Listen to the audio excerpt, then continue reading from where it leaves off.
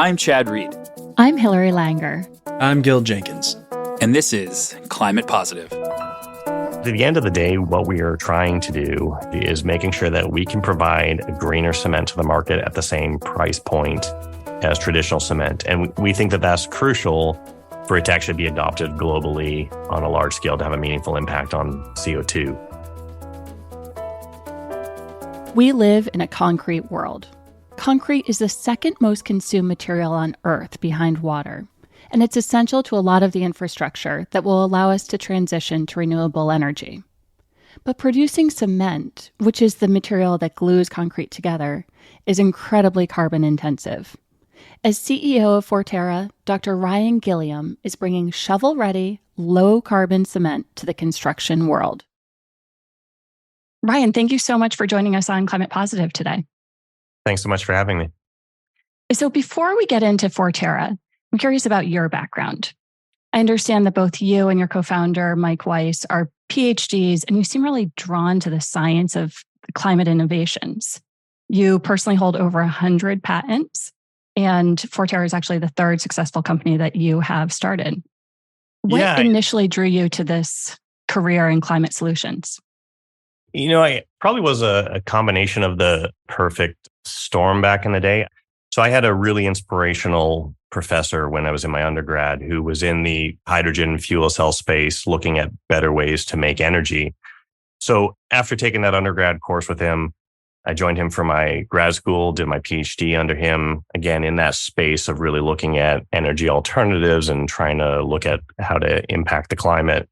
And so I think coupled with the timing where An Inconvenient Truth had come out right around that same time as well, and really seeing the impact on CO2. So you had those two things happening at the same time when I then got a call from California from a company trying to solve CO2 in the cement world.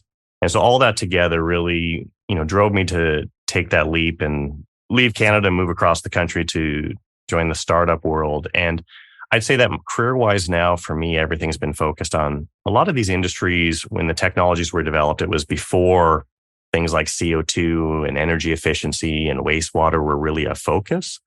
And so knowing now what we know, I view really all these technologies from the perspective of if we were to reinvent the technologies now or do these technologies now, knowing what we know, what would we do differently? And that's really what's driven me to start a company in the chemical space and the energy space and in the material space, the cement space. Fortera's initial iteration was not ultimately successful. And so you had to reinvent the model. What did you tweak so that you have Fortera's current success? Yeah, so in the original company, economics were a secondary thought to some extent. And it really was because there was a view that CO2 would be worth a lot to solve, and that's what would drive adoption, and there'd be regulations put in place. I still think that that's 10 years on now or 15 years on now, that is happening more, and there's more of a focus on CO2 and there are regulations. So a lot of that's going to be a benefit to getting these technologies adopted. But at the end of the day, the reason why cement is so used is because it's a low cost, great building material. And if you can't keep it as a low cost material, I just don't see how it's going to be any technology would be adopted broadly just for necessarily the green side of it. So the difference really between Calera and Fortera is we're using the same core technology that we had already proven out, but very different approach. Rather than trying to compete with the cement industry, replace the cement industry, we came at it from the perspective of if we actually partner with them, leverage everything that they do so incredibly well, from, again, feedstocks to infrastructure to logistics sales, leverage all that, but put our technology in alongside them. That's really what it's enabling us to get to these lower costs, to be able to produce a product that can be used, in the market competitively. And so it's not really a fundamental change on the tech itself. It's a fundamental change on the business approach and how we fit within the cement ecosystem that had to change. That makes a lot of sense. That's incredible how just that shift in the approach can dictate the outcome. Well, and then one more thing maybe that's worth mentioning is, so myself and the co-founder, Mike Weiss, the thing we say, and we've both reviewed a lot of companies over the years, we've been involved in a lot of different techs, and especially in clean tech. There's a general, I find people have a comfort in complexity. So the more interesting the technology or things that you need to invent or try and do to scale up, a lot of times that gets a lot of interest and focus. The challenge with that is it means you're really trying to scale unproven things that aren't clear exactly how they're going to work at scale and whether they'll be economic. And so we really come at it from a different perspective. If you actually look at the Fortera process from a process unit perspective, almost everything we're doing is effectively off the shelf equipment that's already being used in other industries, already proven to scale, already proven to be economic. And so Mike and myself come at it from that perspective of the more we can simplify the tech, the more we can simplify the overall process, the easier it's going to be to scale, the easier it's going to be to get to these economic numbers. And that's a little bit in combative with, I think, the general typical mentality of these companies. You want to have something that's really cool tech that's so difficult and different. That's what people are investing in. Totally disrupt everything. Exactly. And in original Calera, everything we did was disrupting. So even if we got a process unit for absorbing CO2, we went down the road of designing completely new tech and trying new startup companies' tech that was out there. Whereas the reality is a lot of those things had been solved. So by using just known tech, we were able to really reduce costs in how we did things. And so with Fortera, as you noted, it addresses cement. And this is an incredibly carbon intensive industry, accounts for about 8% of global carbon emissions. At the highest level, how does Fortera work? Yeah, so cement is the glue in concrete. And I think that the challenge with the industry is, cement accounts for about 90% of the CO2 associated with concrete production. And in traditional cement, you're taking limestone as the main feedstock. So if this is calcium carbonate rock, which is 44% by weight CO2 embodied in that rock. So that's the main feedstock. You put it into a kiln, you heat it up, and you lose that CO2 or that 44% of the weight to CO2 emissions into the air, which is why cement is so CO2 intensive. The interesting thing is when you look at nature and take your cues from nature, the exact opposite happens. So if you look at how coral reefs form or how shells form in nature, you actually capture CO2 and make a reactive form or a cementitious form of that same starting rock that normally goes into cement. And so instead of then emitting CO2, you actually now have 44% of the weight of that cement you're making actually being CO2 that's captured. And so that's really what we did is we figured out how to take a process that exists in nature for really only fractions of a second, but do it in an industrial way where we can make now this reactive form of that same starting rock that can be used as a cement. And that's really, I say, the bend on Fortera, or the difference with Fortera versus what we've tried before. And I think, frankly, what other people are doing as well. It's everything in the company is from that viewpoint of how do we make sure we can actually do this economically so it'll be adopted broadly. And I think that's fundamentally the biggest challenge when cement's 4 billion tons a year market right now. So if you want to have a meaningful impact on CO2, it means you need to build your technology or roll out your technology globally to all of these plants to have that impact. What is the partnership like with these plants? Yeah, so maybe I can answer this kind of in two parts. So first, it is for us really about focusing on fitting in within the existing cement ecosystem. And actually, if you look at the Fortera logo, there's a plus in the T. And the reason for that is we view ourselves as an additive solution to the cement ecosystem. And that means for us, we're leveraging the same feedstocks they already use. We're leveraging their infrastructure. So the $1 trillion worth of infrastructure from quarry all the way through to the kiln. We're leveraging all their back-end logistics and sales. Because the reality is these industries have done a really good job of driving down costs, making a building material that's really important for the built environment and doing it in a way that, is cost effective. And so we don't want to have to try and recreate the wheel. We don't want to have to try and compete with that.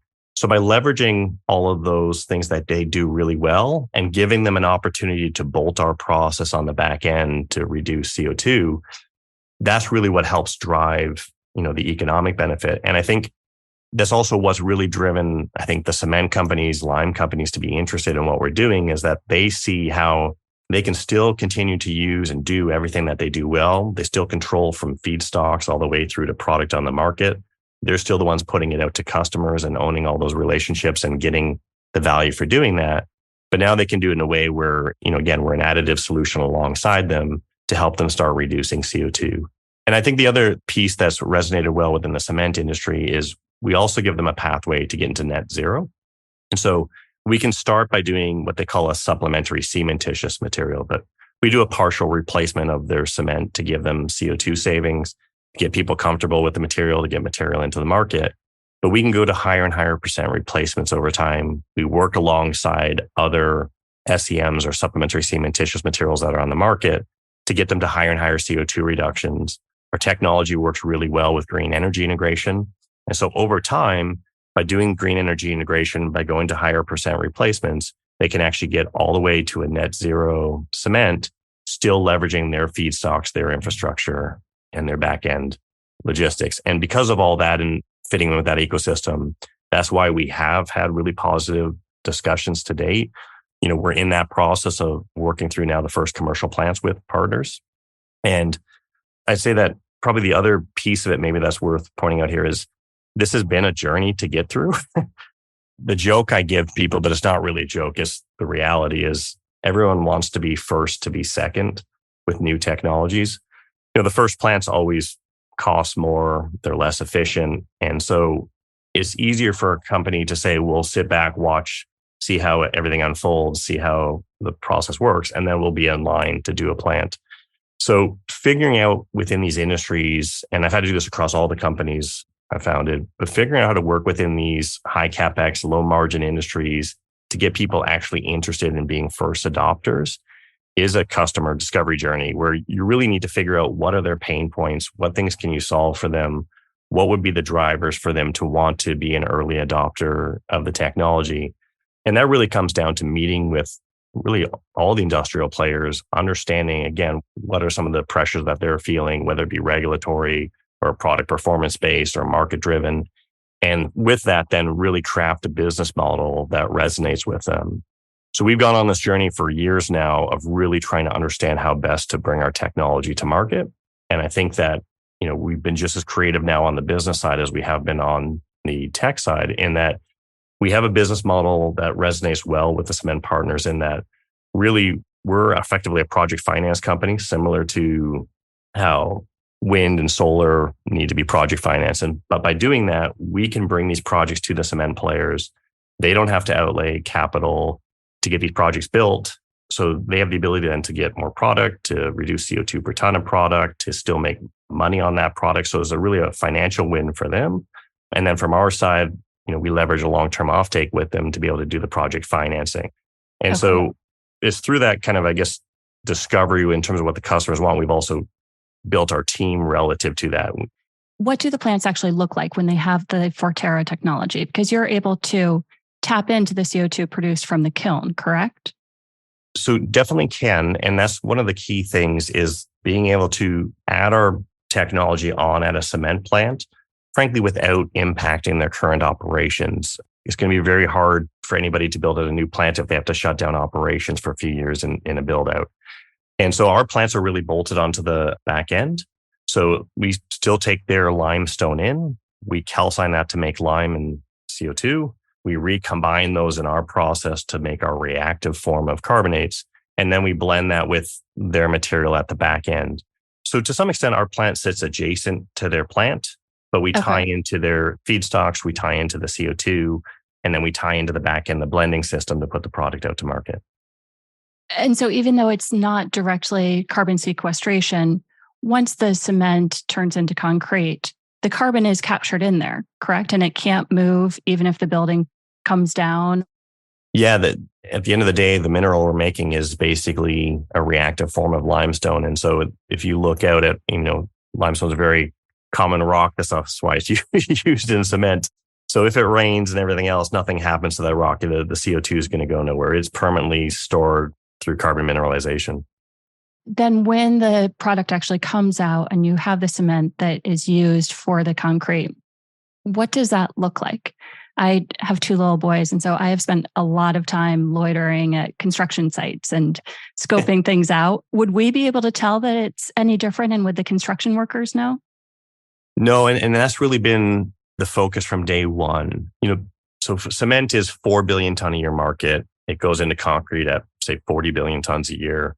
And so then at the concrete level, you have a considerable number of contractors that are then working with that. And so the challenge we've always seen is, if you create a new product that doesn't work the exact same as it currently does, which is really the strength development, how fast it sets up how much it flows.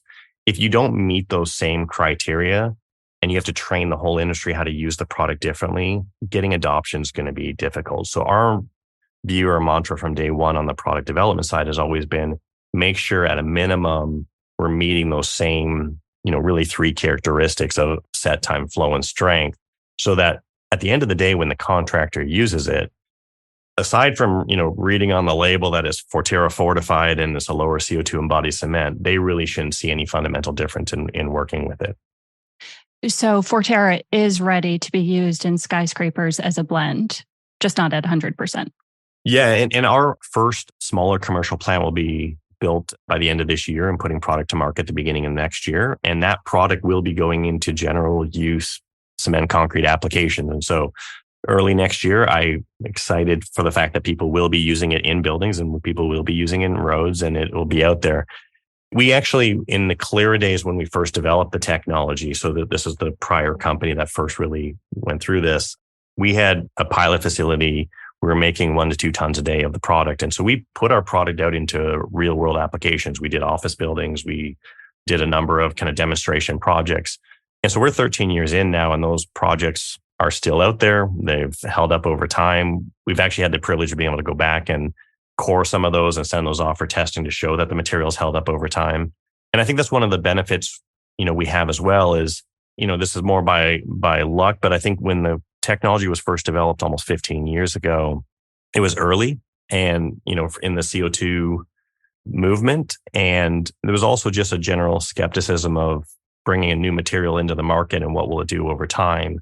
We now have that luxury that we have that material out there for as long as we have and know that it does stand up over time. Fantastic. Congratulations on the new plant. Yeah. And so in terms of, and again, this is sticking with the views of the company and how we're developing the technology, but it's always going to be in partnership with cement companies, lime companies, again, leveraging everything that they do well from feedstocks through infrastructure. So we're partnered alongside Cal Portland in Redding, California. We're right adjacent to their cement plant and we're tied directly into their CO2 stack, taking CO2 from their process. But at the end of the day, what we are trying to do and where we're going with the technology is making sure that we can provide a greener cement to the market at the same price point as traditional cement. And we think that that's crucial for it to actually be adopted globally on a large scale to have a meaningful impact on CO2. Climate Positive is produced by HASI, a leading climate investment firm that actively partners with clients to deploy real assets that facilitate the energy transition. To learn more, please visit hasi.com.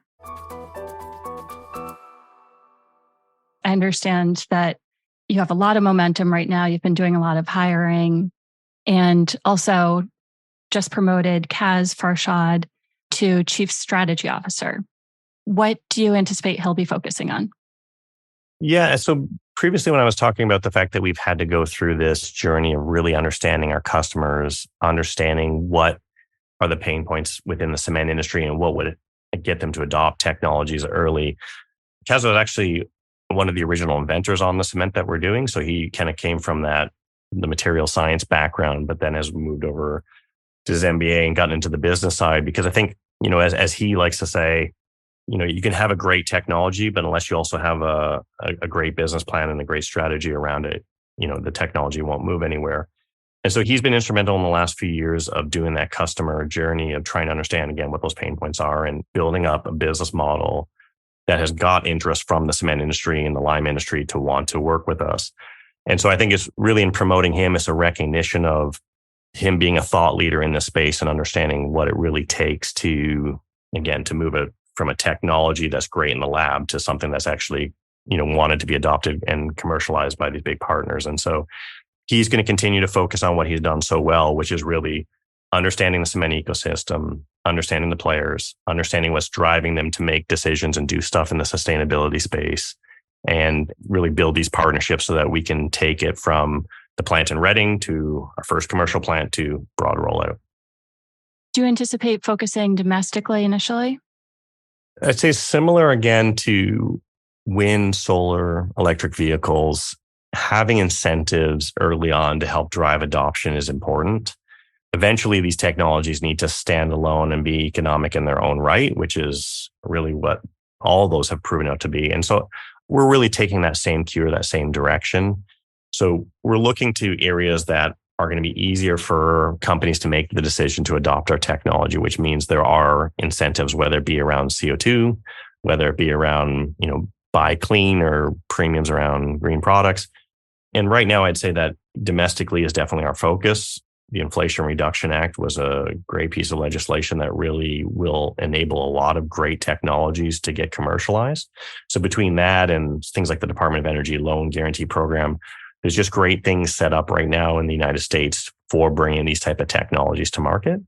So we will be focused on really those regions that have those incentives in place first. And I think places like Canada have done the same. There's things in Europe as well. But globally, I think countries are waking up to things need to be done differently. And I think they're all navigating their own pathway in terms of what those incentives are going to look like. So we'll follow that trend with those countries early on. Now, eventually, it'll get to a point where after we have multiple plants out there and we've shown that we can meet the same economic targets, really then at that point, we should be able to go, frankly, anywhere that's interested in providing this as a solution, not just where incentives are in place. I was surprised to learn that the US is actually a net importer of cement. Do you think that will change over time? I mean, the US right now produces about 110 million tons a year of cement. On the coast, you definitely get import still of cement. But frankly, to me, that's really more of an economic thing than anything else. You can import on the coasts, pretty decent price point. And actually, if you look at the cost of cement across the US, it's higher in the middle of the US where you don't have the ability to ship in cement. Again, it's a high capex, low margin industry. So it's always going to be driven by economics. And if you're going to trade off building a new plant on the coast at $500 million to $1 billion versus being able to buy imported cement at much lower costs, I think it's hard to justify putting a new plant in place. What we'd like to see and what we specifically are doing is our solution really is it bolts on the back end of a cement plant and gives them the ability to make more product out of that same plant. And so I'd like to believe that we'll give these companies an opportunity to expand their capacity without having to put that capital in the ground themselves. And so that we can meet some of these import requirements with a greener cement domestically. Great. I want to get back to Fortera's plans to get to net zero carbon cement. What does that look like? You'll be increasing the total percentage of Fortera products in the final product, but what either scientific hurdles or economic hurdles have to be addressed to get there?